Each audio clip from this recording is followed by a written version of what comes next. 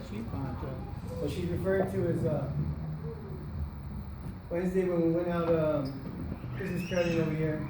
We went out to eat afterwards, and got to share with everybody about well, I've been out almost 6 months now from prison, and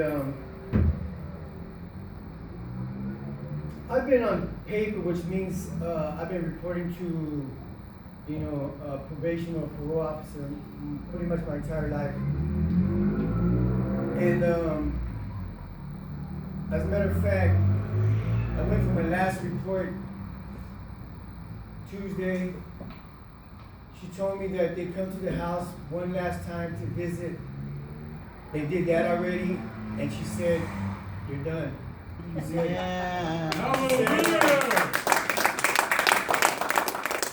"Just bring me your pay stub from your new job, and I'll put in the paperwork on the 6th, which makes 6 months exactly." She said on the basis that I gave her a perfect 6 months, but not one blemish, which is a miracle. Praise God. So she's put in the paperwork. I took her the pay stub today. You know what I mean? And I handed her in person. She said, "Just leave it at the window if you want." No, I handed it to her in person. I said, "Here, from me to you. Thank you for being so cool." Amen. And she says, "You know what, man? It was a pleasure. You know, God bless you. Merry Christmas. I hope everything turns out. Don't quit doing what you're doing. You did great."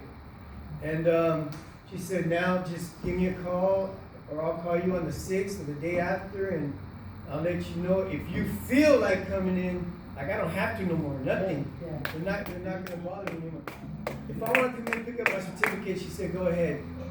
Now, I'm probably gonna do it, but she told me today somebody actually came and picked it up, which is only the second person that's ever done that since she's worked there. Because people, once they're gone, they don't want to ever go back. I kind of feel that way, but I think I'm gonna do it. Yeah. Just to have it. You know what I mean? 30-something years on paper, reporting to someone. Yes. Basically, I've never made it this far, not even close. My average was like, if I was lucky, 50 days. You know what I mean? And that was criming the whole time. You know what I mean? I've had 2 days out, I've had 2 weeks out, I've had 30 days out, I've had 50 days out, I've had 51 days out. You know, I never lasted, man. And look, I got my grandkids. I've been with them all week. My daughter, she's super happy. My mother, she's super happy. Praise the Lord. My sisters, they're super happy. I love my brother. We got him, his brother. They're on a different trip. We got But him. anyways, I just want to We're your say sisters and brothers. the power and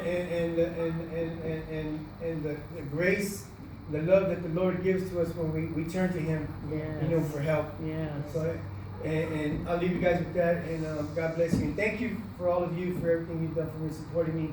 It wasn't just me, man. You know, it's God and the people that He put in my life. Amen. I just want to say thank you and God bless you all. Amen. Oh, okay. Now, when I first got out, they pick you up and then they take you to this place called the Lighthouse, right? And About the guy that gave you a break. right, and he's a probation officer, is what he is. He's a probation officer. Now they decide whether they're gonna keep you or let you go home.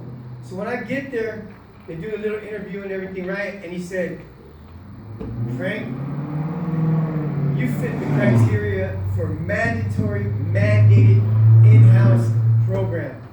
Because you have no time on the streets, you've been in prison all your life." And this was July 6th. My mom's birthday was July 4th, 2 days prior. And my mom doesn't really talk about her health in the letters, so I didn't know what to expect. And when I left, she had health issues that were kind of serious. And so, genuinely, I told him, "Look, man," I go, "my mom just turned 80 2 days ago. I don't know how much time I have left with her. I want to go home." You know what I mean? And he says, "You know what, man? I feel that." And he said, and the reason why, well, I'm going to raise a hand. I'm going to go in there with the other POs and I'm going to talk to them. I'm going to raise a hand for you. I don't ever do this. I don't usually ever do this, especially with someone with your history. And he says, I'm gonna go in there based on the fact that I've asked parolees when they get out, what's the first thing you're gonna do when if I let you go? And they say, I'm gonna go put flowers on my mother's grave. And he goes, so I understand where you're coming from. Look, man, you know, just do what you gotta do, man, and I'm gonna go in there and raise a hand for you, and I'll come back and let you know what they say. So he came back, he goes, they agreed with me, man. So I'm gonna let you go home. And so these last final days, I noticed that I was reaching my 6-month mark, and that guy's gesture, which is the power of the hand of God. Yes. You know that. Yes. That's Jesus Christ right there. So he goes, anyways, he's on my mind. Jump out on this one. So he's on my mind literally for days, and I'm like, man, I'm thinking about going in and just let her know I made it, man. I completed my outpatient drug program, flying clubs. They even let me out early on that because I gave them a program. Amen. So now these guys are letting me out. I'm listening, and I was just thinking, man, I need to thank that guy. Okay, so now, not this weekend, but last weekend, I'm with Tony and his Christian car club called Chosen at a children's toy drive. So I'm sitting there talking to this guy, right? And his name is Jack, right? And we're driving in this, we're sitting there eating something, you know, and just, you know, fellowshipping, you know. And he mentioned, he goes, yeah, I don't know who brought it up first, but he goes, hey, I work there. And you're talking about Mo. I was like, that is the guy's name. He goes, hey man, that's my coworker. Look at man. Tell you what, I'm gonna call him right now and let you talk to him, think about yourself. You know, that way, you know what I mean? And he wasn't there. So a few days later, Jack calls me up. Hey Pancho, I got somebody here, man. You know what I mean? And I knew it was gonna be that guy. So he got on the phone, and I was able to thank him. You know what I mean? For you know, for giving me that opportunity. You know, thank God my mom was a lot healthier than what I thought she was going to be. Thank you, Jesus. And we've grown, like, we've gotten so close together. Nothing like I've ever had in my entire life. Yes. You know, and with my, oh my God, you guys, man, the ground I've covered in just these 6 months, I honestly got to say it's 100 times more than the relationship I've ever had with my family. Because I've been gone. Praise God. And the other times God's I a was restorer. running the streets, gangbanging, slanging, and, you know, all that kind of Jesus. stuff. So I'm with them every day. I'm with my sister. I'm with my other sister. I'm with my sister. I'm with my daughter. I'm with my grandkids. I'm at church with my church family. Praise God. Praise You know, God. I'm with my homeboys that are Christians. You know what I mean? I'm just doing everything that's positive, man. And now it's just become part of life. You know? Amen. And Amen. if you guys knew me, Tony does, you would never believe it. You know what I mean? So I'm just saying, I got to thank that guy, and it doesn't pass me by that that was God's hand from the gate. Yes. Maybe 2.5 years ago in that prison cell, Yes. you know, when I was on my way to the shoot program. You know, it's been God's hand working on me since then.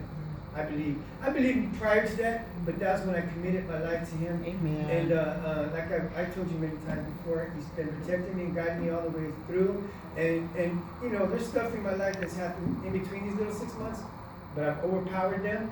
You know what I mean? And man, you know, I can honestly say I'm happy. Amen.